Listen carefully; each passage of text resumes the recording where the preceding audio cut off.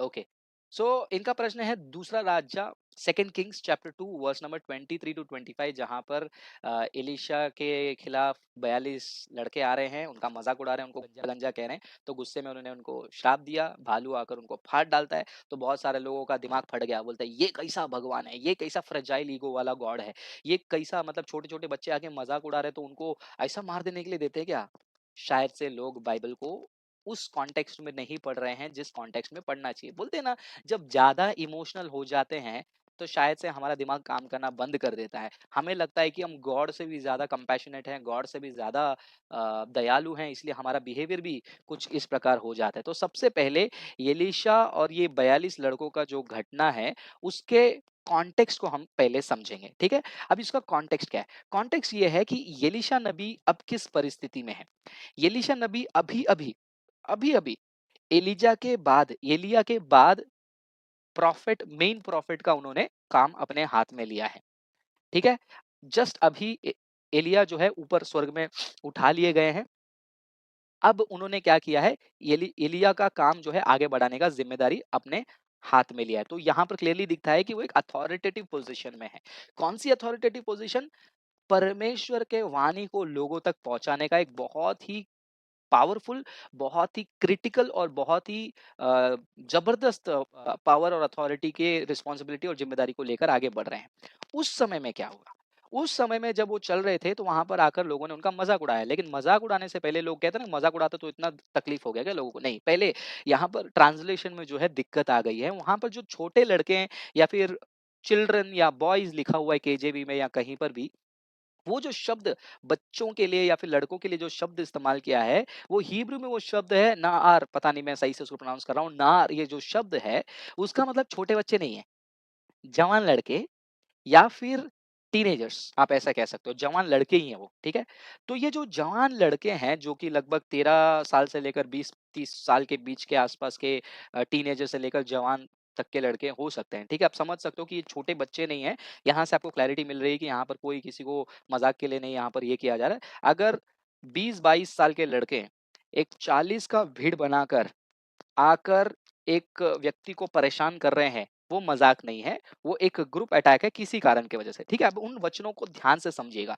वचन में उन्होंने क्या कहा? ओ गंजे, ओ गंजे, ओ गंजे। अब ये जो गंजे गंजे ये जो शब्द कह रहे हैं, इसके भी इंटरप्रिटेशन अलग अलग है। हो सकता है कि एलिशा का वाकई में बाल कमजोरी की वजह से गिर गया था, इसलिए वो टकला हो गया, या फिर खुद उन्होंने किसी कारणवश अपने सर को मुंडवाया, या फिर कुछ तो हुआ, कोई डिवाइन रीजन है, पता नहीं। उन्होंने क्या किया, उस भविष्यवक्ता का मजाक उड़ाया जो एक अथॉरिटी को लेकर चल रहा है। और केवल गंजा कहना वहां पर बड़ी बात नहीं थी, वहां पर उसको साथ में क्या कह रहे थे? ऊपर चला जा, है ना। वचन को फिर से पढ़ते हैं, वहां पर क्या लिखा है? ओ गंजे ऊपर जा, ओ गंजे ऊपर जा। वो पता है क्या कर रहे थे? वो उसका मजाक उड़ा रहे थे। किसका? एलिशा का। ये बोलकर कि एलिया ऊपर गया ना, तू कब जा रहा है, तू कब जा रहा है। मतलब परमेश्वर ने एक महान कार्य वहां पर किया, और परमेश्वर ने एक बहुत ही ड्रामेटिक तरीके से एलिया को ऊपर उठाया, और उस डिवाइन एक्टिविटी को, उस चमत्कारिक एक्टिविटी को जो है वो मजाक उड़ा रहे हैं, इंसल्ट कर रहे हैं। एलिजा को ऊपर स्वर्ग में चढ़ने का मजाक उड़ा रहे हैं। वो कह रहे हैं कि जैसा एलिजा ऊपर गया था, तू भी क्यों नहीं जा रहा है, गंजे ऊपर जा। समझ लो मैं क्या बोल रहा हूँ, कि अभी अभी एलिजा ऊपर गया तो ये टकले, ए गंजे ऊपर चल, ए ऊपर चल। वो इंसल्ट कर रहे थे। ये सिंपल मजाक नहीं था, ये जानबूझ के जो है एक परमेश्वर के प्रति एक घृणा और नफरत को दिखाया जा रहा था। जिस प्रकार यीशु मसीह के विरोध में वहां पर लोग नफरत दर्शा रहे थे, वो उसी प्रकार का एक ब्लास्फेमी का एक्ट हो रहा था। और जब ये लोग बेइज्जती कर रहे थे, वो बेइज्जती जो है वो एलिशा का नहीं कर रहे थे, वो यहोवा का कर रहे थे। वो परमेश्वर की निंदा कर रहे थे, क्योंकि एलिशा कौन है वहां पर, या फिर एलिया कौन है? वो परमेश्वर के प्रवक्ता हैं,